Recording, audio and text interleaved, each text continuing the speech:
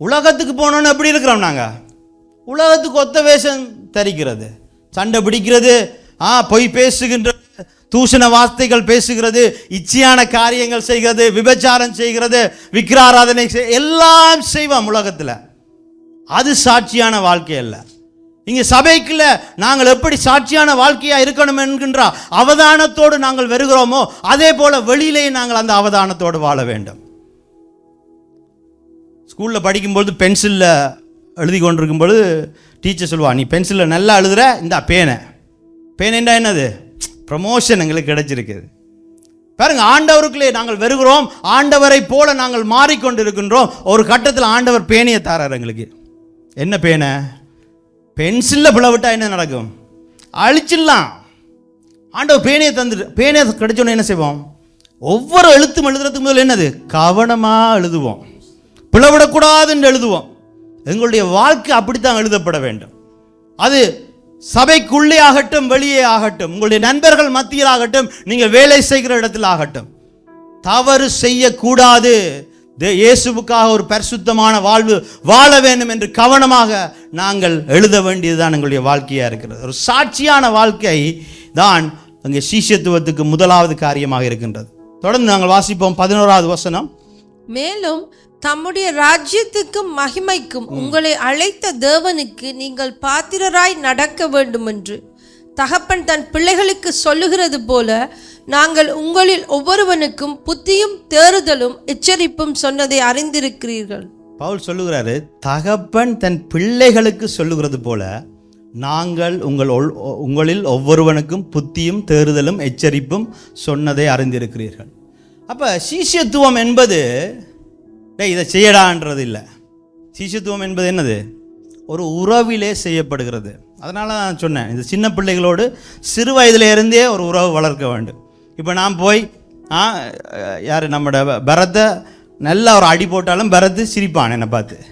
நீங்கள் யாராவது இவ்வளோ நாளும் கதைக்காமல் இருந்து போட்டு இப்போ போய் பரத்துக்கு அடிச்சுட்டா அவன் பொக்ஸிங்கெல்லாம் பழகிறான், திரும்ப கொண்டு விட்டுருவான் இல்லையா? ஏண்டா அந்த உறவு இல்லை. அப்போ ஒரு உறவு இல்லாமல் ஒரு சீஷனை நாங்கள் உருவாக்க முடியாது. ஆண்டவர் என்ன சொல்றாரு? தகப்பன் தன் பிள்ளை, அந்த உறவுல அந்த தகப்பன் ஒரு பிள்ளையை எப்படி பார்ப்பாங்க? ஒரு பிள்ளை பிளவிடுது, அது எந்த பிள்ளை?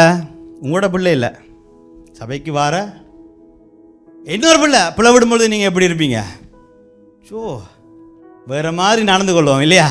வேறு மாதிரி நாங்கள் பேசிக்கொள்வோம். ஆனால் எங்களோட பிள்ளைன்னா என்ன செய்வோம்? ஐயோ நம்மளோட பிள்ளையா, அப்படியே மூடி கவர் பண்ணி, இல்லை அது நம்மளோட பிள்ளை, அது அப்படி செய்யாது அப்படின்னு அப்படியே மூடி கவர் பண்ணுவோமா இல்லையா? தகப்பனுடைய இருதயம், பெற்றோருடைய இருதயம் கவர் பண்ணி திரும்ப என்ன செய்வோம்? பிள்ளை விடாத, திரும்ப செய், நீ போய் திரும்ப செய், உன்னால் முடியும், உன்னால் இப்படி இருக்க முடியும், இருக்குமா இல்லையா? அதே போல தான் நாங்கள் உருவாக்குறவர்கள் பிள்ளைகள் விடுவார்கள், தப்பிதங்கள் செய்வார்கள், பெருமையில பேச்சுக்களை விடுவார்கள், வாயடிப்பார்கள். எல்லாவற்றிலையும் நாங்கள் என்ன செய்யணும்? ஒரு தகப்பன் பிள்ளையை பார்க்குறது போது அது எந்த பிள்ளை, அது என்ன பிள்ளை விட்டாலும் அதை எப்படியாவது அது உருவாக்கி அது நல்ல வழிப்படுத்த வேண்டும் என்கின்ற இருதயத்தில் தான் நாங்கள் சீஷத்துவத்தை செய்ய வேண்டியவர்களாக இருக்கிறோம்.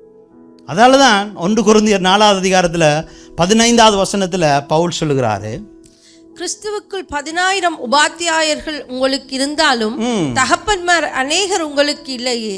கிறிஸ்து இயேசுவுக்குள் சுவிசேஷத்தினால் நான் உங்களை பெற்றேன். பாருங்க, அவர் சொல்றாரு 10,000 உபாத்தியாயர்கள் என்றா யாரு?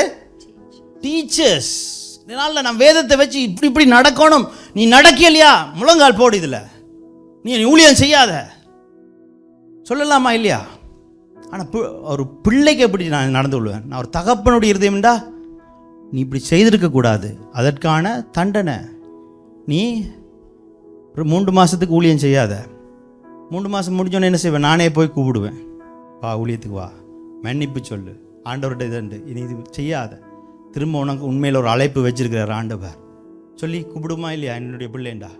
அப்போ ஒரு உபாத்தியாயர்ன்றீங்களா, ஒரு டீச்சர்ஸ். அதுக்காக நான் டீச்சர்ஸை குறை சொல்லவில்லை. சில டீச்சர்ஸ் தாய் தகப்பன் போல் நடந்து கொள்கிற டீச்சர்ஸ் இருக்கிறார்கள்.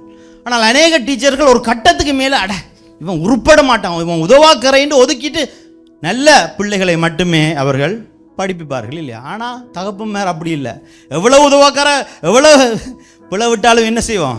நாங்கள் எல்லாம் எவ்வளோ பிளவிட்டோம், ஐயோ, அம்மா அப்பாவுக்கு எவ்வளவு கரைச்சலை கொடுத்தோம் யோசிச்சு பாருங்க.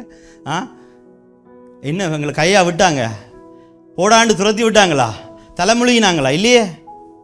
அப்போ அதுதான் அந்த என்ன தகப்பனுடைய இருதயம். அது சொல்லிட்டு அவர் சொல்லுகிறாரு, கிறிஸ்து இயேசுவுக்குள் சுவிசேஷத்தினாலே நான் உங்களை பெற்றேன் என்று சொல்றாரு.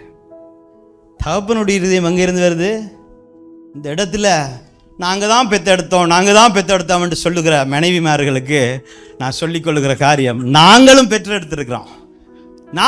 பெற்றெடுக்கிறோம், சுவிசேஷத்தில் பெற்றெடுக்கிறோம். ஒரு ஆத்மா வந்து கிறிஸ்துவுடைய வசனத்தை கேட்டு ஒப்பு கொடுத்தாங்களா? இப்போமா லீடர்ஸ் எல்லாம் நாங்கள் இருக்கும்போது அந்த அந்த அவங்க கையை ஊற்றினாங்களா, ஒப்பு கொடுத்தாங்களா, அவங்க ஊழியத்துக்கு ஒப்பு கொடுத்தாங்களா, இதெல்லாம் நாங்கள் பேசிக்கொள்வோம். உங்களுக்குள்ளேயே ஒரு பிள்ளை பெற்றெடுக்கிறதுக்கான வழி எப்படி ஒரு தாய் அந்த வழியினூடாக செல்லுகிறாளோ அதே போலதான் ஒவ்வொரு ஊழியக்காரனும் ஒவ்வொரு சீஷத்துவம் செய்யும்படிக்காக ஆண்டவர்னால் அழைக்கப்பட்ட நாங்கள் ஒவ்வொருவரும் அப்படி இருக்கணும். அந்த இருதயம் வேண்டும், அந்த வழி எங்களுக்குள்ள தேவை. நானும் பெற்றெடுக்க வேண்டும் என்கின்ற அந்த வழி, அது ஒரு சந்தோஷம் இல்லையா? அந்த பிள்ளையை பெற்றெடுக்கும் பொழுது அப்படி பெற்றெடுக்கப்பட்ட பிள்ளையை நாங்கள் ஒரு பிள்ளையின் உறவிலே தான் அந்த சீஷத்துவத்தை கட்ட வேண்டியவர்களாய் நாங்கள் இருக்கின்றோம். பாருங்க, பிள்ளை வந்து பிள்ளை விடுமா? பிள்ளை விடும். பிள்ளை திரும்ப பேசுமா? திரும்ப பேசும். ஆனால் யார் அதில் தாழ்ந்து போக வேண்டும்? தாய் தகப்பன் தானே தாழ்ந்து போகணும். ஏன்னா இந்த நாட்களில் நாங்கள் பார்க்கிற காரியம், நான் பிள்ளை விடையில்லை, நான் சரி. நாங்கள் சரியாகவே இருந்தாலும் கூட, பிள்ளை தான் பிள்ளைன்றாலும் கூட, நாங்கள் பிள்ளை இடத்துல நாங்கள் தாழ்ந்து போய் பிள்ளையை திரும்ப ஏன் நாங்கள் தட்டி கொடுக்கின்றோம்? அந்த பிள்ளை என்னுடைய பிள்ளை, அது திரும்ப அழியக்கூடாது, கட்டப்பட வேண்டும் என்று சொல்லி. இயேசு கிறிஸ்து வந்து அவர் சீஷர்களுடைய காலை கழுவும் பொழுது அங்கே ஒரு வசனம் சொல்லப்படுகின்றது. அவர் தம்முடைய கையில் பிதா எல்லாவற்றையும் ஒப்பு கொடுத்தார் என்பதையும், தாம் தேவனிடத்திலிருந்து வந்ததையும் தேவனிடத்துக்கு போகிறதையும் இயேசு அறிந்து போஜனத்தை விட்டெழுந்து வஸ்திரங்களை கழற்றி வைத்து ஒரு சீலையை எடுத்து அறையிலே கட்டிக்கொண்டு அவர் போய் அங்கே கால்களை கழுவினாராம். அப்போ அவர் என்னத்தை அறிஞ்சு கொண்டு, தேவன் தான் தன்னை அனுப்பினார், எல்லாவற்றையும் தன்னுடைய கரத்திலே ஒப்பு கொடுத்துட்டார் என்பதை அறிந்து, சகலத்துக்கும் அவர்தான் அதிகாரம், எல்லா நாமங்களிலும் மேலான நாமம் அவர் என்கின்ற அந்த நினைப்புள்ளவராக, அந்த அறிவுள்ளவர்களாக அவர் தன்னை தாழ்த்தி கொண்டார். ஒரு தகப்பன் எப்ப தன்னுடைய பிள்ளையை தாழ்த்தி அவனை கட்டக்கூடியதா இருக்கு தெரியுமா? நான் தான் தகப்பன். அவன் சரி என்று சொன்னான, பிள்ளை என்று சொன்னான, அவனுடைய பேச்சை கேட்காட்டி என்ன, எனக்கு கனம் கொடுக்காவிட்டாலும் கூட என்னை ஆண்டவர் தகப்பன் ஸ்தானத்திலே வைத்திருக்கிறார், என்னுடைய அழைப்பு அதுதான் என்று அறிந்த ஒரு மனுஷன் தான் தன்னை தாழ்த்தி அந்த பிள்ளையை திரும்பவும் எடுத்துக்கொள்ளக்கூடியதாக இருக்கிறது. எண்ணாகமம் 27வது அதிகாரத்தில் 18வது வசனத்தை நாங்கள் வாசிப்போம்.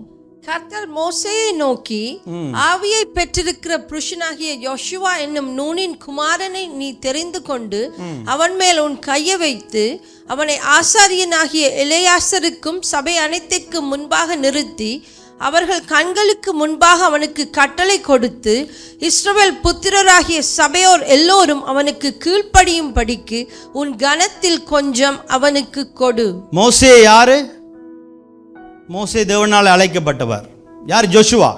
இந்த இடத்துல கேட்போம், இந்த இடத்துல தான் எல்லாரும் சத்தம் போடாமல் இருக்கிறீங்க. யார் ஜோஷுவா? மோசையினாலே உருவாக்கப்பட்டு கொண்டிருக்கிற சீஷன். மோசையினுடைய ஸ்தானத்துக்கு ஆண்டவர் நியமித்திருக்கிற ஒருவன் தான் ஜோஷுவா. அப்ப மோசைக்கு ஆண்டவர் என்ன சொல்லுகிறார்? ஜோஷுவாவுக்கு உன் கணத்தில் கொஞ்சத்தை அவனுக்கு கொடு என்றார். அப்ப உருவாக்குகிற நாங்கள் சீஷத்துவத்திலே மற்றவர்களை கட்ட வேண்டும் என்று நினைக்கிற நாங்கள் என்ன செய்யணுமா? எங்களுடைய கணத்துல கொஞ்சத்தை கொடுக்கணும். நாங்கள் என்ன செய்யறது? நாங்கள் கல்யாண வீட்டுக்கு போனால் நாங்கள் தான் மாப்பிள்ளையாக இருக்கணும் இல்லையா? எல்லா கணமும் நமக்குத்தான் தேவைன்றவங்க தான் நாங்கள் எப்படி கொடுப்போம்? அப்படின்னா செத்த வீட்டுக்கு போனோன்னா என்ன செய்வீங்க? பிணமாக தான் இருக்கணும் இல்லையா?